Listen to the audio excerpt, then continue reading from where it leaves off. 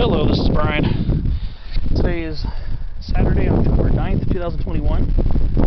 I am parked by Rosenita Saddle in Angeles National Forest, San Gabriel Mountains. We're about an elevation of 5,880 feet above sea level. And today, I want to present a Spotlight on Shrubs video. Today's Spotlight is on Skunk Brush, also known as Skunk Bush, and three-leaf sumac. And this is Rhus aromatica, often also known as Rhus trilobata, Trilobata, which means three-lobed in Latin. So, Rhus aromatica skunk brush is a winter-deciduous, small to medium-sized shrub. It is in the Cashew family, Anacardiaceae. So it's related to other sumacs in the genus Rhus, related to the cashew, pistachio, and another plant that'll tie into this a little bit later.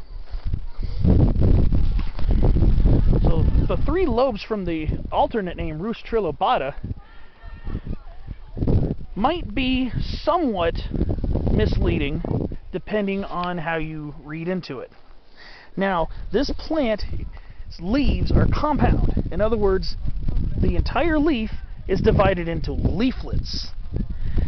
So each leaf has a leaf stalk called a petiole, and then the leaflets are attached to that petiole. And it's also called a rachis, R-A-C-H-I-S. Rachis. So, as you can see here, these plants have compound leaves. And you can see here, they're divided into leaflets of 3. Sometimes it's hard to get a really good close-up view of these leaves, considering the fact that the leaves are quite small and they're all crisp and crinkled and wrinkly. So getting a really good view of a good leaf can be kind of challenging. But it also gives it the name three-leaf sumac, which is another alternative common name for this plant. So let's see here. So I mentioned that this plant is winter deciduous. What it means is the leaves shed off in fall, it's leafless during winter, and the new leaves come on the plant in the spring months. And as you can tell here, it is in the process of shedding its leaves. It's fall. It's October. So it's going deciduous. And we'll talk a little bit more about that later on, but I want to get you close to some of these leaflets. Plants are in leaflets of 3. You can see these smaller leaves here. You see that's 3 leaflets, 3 leaflets, 3 leaflets. You might be thinking to yourself, wow, is skunk brush or skunk bush, is that a type of poison oak? Or one of those poison oak type plants? Or poison ivy type plants? Well, it's related. Poison oak, Toxicodendron diversilobum, specifically western poison oak, with which this plant sometimes grows, actually quite often grows at lower elevations, lower than this, usually below 5,200 feet. Can look, that plant, poison oak, another member of the cashew family, can look remarkably similar. So you might be thinking, Brian, are you 100% sure you're looking at three-leaf sumac or skunk brush? Yes, I am very certain of that. And I'll explain why. Because there are many ways to tell this plant apart from poison oak without leaving any guesswork. Like I said, to the untrained eye, this plant looks very much like poison oak. But there are a lot of things about this plant that set it apart. See, poison oak also generally has the 3 leaflets. Poison ivy generally has the 3 leaflets. And those are in the genus Toxicodendron. This is in the genus Rhus. So you can see here, it's got those 3 leaflets. So what about these 3 leaflets can you use to tell the difference between this and poison oak? It's the structure of the terminal leaflet. In other words, the leaflet here on the top, you can see right there, that's the leaflet on the top. That's the terminal leaflet. You can see you got the side leaflets, the lateral leaflets, and the terminal leaflet. If you noticed, you look even really closely at it, if you look very, very closely at it, you do not see a leaflet stalk or a petiolule. Petiolule, P-E-T-I-O-L-U-L-E, is a stalk that connects a leaflet to the rachis, or the main leaf stalk. That's what a petiolule is. So you look closely at these leaves, you don't see the terminal leaflet having a leaflet stalk or a petiolule. That's one of your ways of telling this plant apart from poison oak. That's just one. So these plants, the terminal leaflet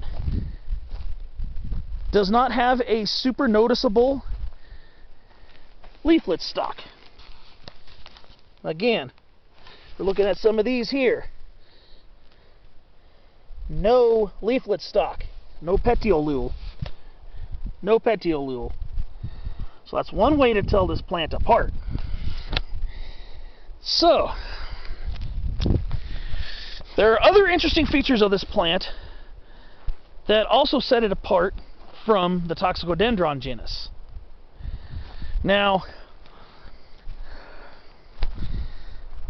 this plant is a flowering plant, an angiosperm. Poison oak is a flowering plant, an angiosperm. Can we use the flowers or flower buds to tell the difference between the two? Yes, we most certainly can. The flower buds and flowers are quite different on these species. See, what we have here, if you notice at the end of these twigs, you notice these little structures that kind of curl down a little bit at the tip. These are next spring's flower buds. So what a lot of species in the genus Rhus do is, before they stop growing and harden off, the twigs harden off into wood, going into the dormant season, or when the growth stops happening on the plant for the year, these guys will pre-form their flower buds. As you can see here, that's next year's flower buds at the very tip right there. Next year's flower buds. So what happens is, during the summer and sometimes early fall, before the plant hardens off, as this is done, it's hardened off, it's going deciduous, it will pre-form its flower buds. Poison oak does not do that. I repeat, poison oak does not pre-form its flower buds. So if you see a plant that's in full leaf, or even in fall color, if you see these little pre-formed flower buds, you're looking at skunk bush or skunk brush, or three-leaf sumac if you like. So use that as one of your helpful identification features. There are a few evergreen sumacs in the genus Rhus that are found here in Southern California, like lemonade sumac or lemonade berry, that's Rhus integrifolia, and Rhus ovata, which is sugar bush or sugar sumac. They also, despite the fact that they're evergreen and stay green and have very different looking leaves, they also preform their flower buds. So that's quite a common trait in the genus Rhus, is to preform their flower buds. So when the plant does bloom, what will happen is these will enlarge and swell, usually in April or so. They will swell, enlarge, and then they'll open up these really tiny, really small, greenish white flowers in clusters. Poison oak flowers are usually noticeably larger. They're whiter. Like I said, they're larger, so they're more conspicuous, so you'll be able to notice them more. So poison oak flowers are larger and whiter. And also, poison oak leaves are usually larger. Poison oak, a lot of the times, will grow in quite damp areas. Skunk brush can too, but skunk brush is not usually limited to moist areas. Poison oak usually is, but not always. It can grow in quite dry areas too. But another difference between the two is elevation. Now, they do grow together at low elevations. They can grow down to near sea level. However, Rhus aromatica can grow up to much higher elevations than Toxicodendron diversilobum. Poison oak is for the most part found below 5,200 feet. I've seen it as high as 5,300 feet at Palomar Mountain State Park, but you're really not going to find it much above that for the most part. But I've seen these up to well above 6,000 feet in elevation, and we're almost at 6,000 feet, so we're a couple hundred feet. We're a good few hundred feet above poison oak's elevational limit, and yet we still have skunk brush or skunk bush. Okay, so another thing, since they do grow together, another feature is that skunk brush's fruits are much different than poison oak. Fortunately, there are no fruits left on these plants. Usually midsummer is a good time to see the fruits. The skunk brush's fruits are these reddish brownish drupes. They're kind of odd shape because they're kind of round. If you look at them in one way, kind of round like the shape of my hand. Of course, they're not hollow in the middle. So they're kind of round, kind of like the shape of my hand, but in cross-section, they're relatively flattish. Not completely flat, but a lot flatter in cross-section. Kind of like my hand a little bit. It's kind of, flatter in cross-section and rounder in the other direction. So they're round in one direction and relatively flat in another direction. And that's pretty common with some of our larger fruited sumacs, like Rhus aromatica, sugar sumac, and Rhus aromatica. They also have those kind of reddish drupes. And their fruits are kind of sticky with a little pastiness on them. And I've read that people sometimes like to seep these into water to make a refreshing beverage, good for quenching your thirst. So usually the summertime is the best time to see these in fruit. Unfortunately, we're in fall now, so probably not going to see much of any fruit on these plants. So I talked about their fruits. Poison oak's fruits are whitish, kind of berry-like fruits, and they're usually in very, very hanging clusters, very pendant hanging clusters, and they're whitish, and they're more rounded. They're kind of rounded, and I think they kind of have like a rib design, kind of ribbed around the side of the fruit, vertically ribbed, and very much inedible. You're asking for trouble if you try poison oak fruits. A lot of other animals can eat poison oak fruits, but humans, for some reason, really, their immune system attacks the urushiol like an allergen, and that's what causes people's skin to get reactions to it. You don't want that on the inside of you. Okay, so now, the skunk brush. Another great thing about this is its fall color. You've probably noticed that these plants are all mostly reddish, sometimes even slightly purplish. So the fall color on skunk brush is actually one of the nicest of all of our native plants. Though the plants are usually kind of small and the fall color is very fleeting, it doesn't usually last very long. But, well, some places it does. In drier areas, sometimes you start seeing fall color as early as August. But once you hit October, these plants' leaves, they drop their leaves very quickly. As you can see here, a lot of these plants have lost a lot of their leaves. But, again, look at the beautiful deep red, crimson, and maroon hues. So yes, I've been blabbing about everything else, but now it's time to talk about the obvious. The fall color is absolutely astonishing on this plant. It's one of the most beautiful fall color plants in Southern California. Now I'm going to make another side note with poison oak, Toxicodendron diversilobum, because poison oak's fall color is very similar. So using the fall color is not a way to tell Rhus aromatica from Toxicodendron. So you can see here, poison oak gets very similar fall color. Very similar. So you can see here, look at beautiful crimson red, some pastel colors. So it's one of the relatively few native plants here in Southern California that get red as a fall color.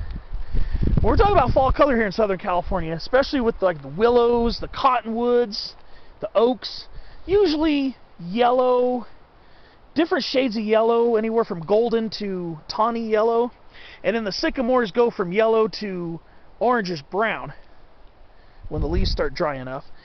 But skunk brush is one of the relatively few species that gets these awesome hues of red.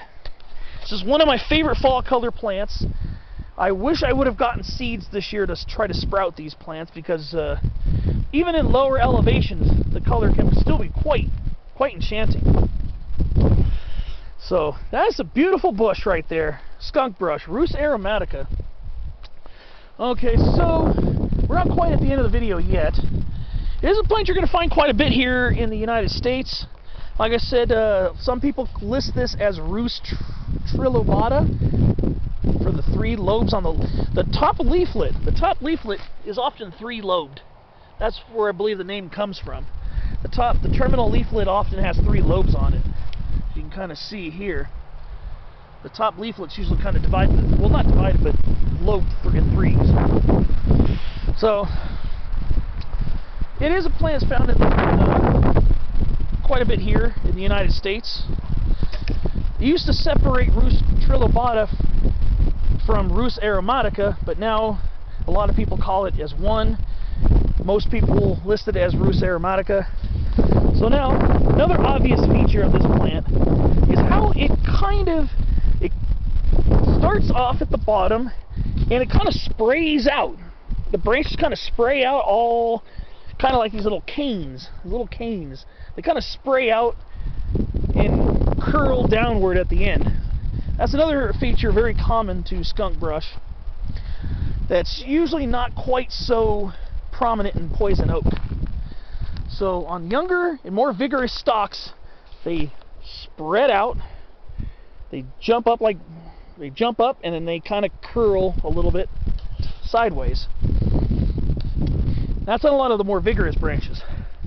On the older branches of Rhus aromatica, they become a little twiggier. The twigs become a little more intricate, a little shorter, not quite as vigorous as on younger juvenile shoots. A lot of these are showing you juvenile shoots. But now you can see with older branches and older specimens, you can see it gets a little twiggier. It still has a general sprawled out shape, but you can tell here that this one is not quite as fast growing or as vigorous because this is a mature shoot.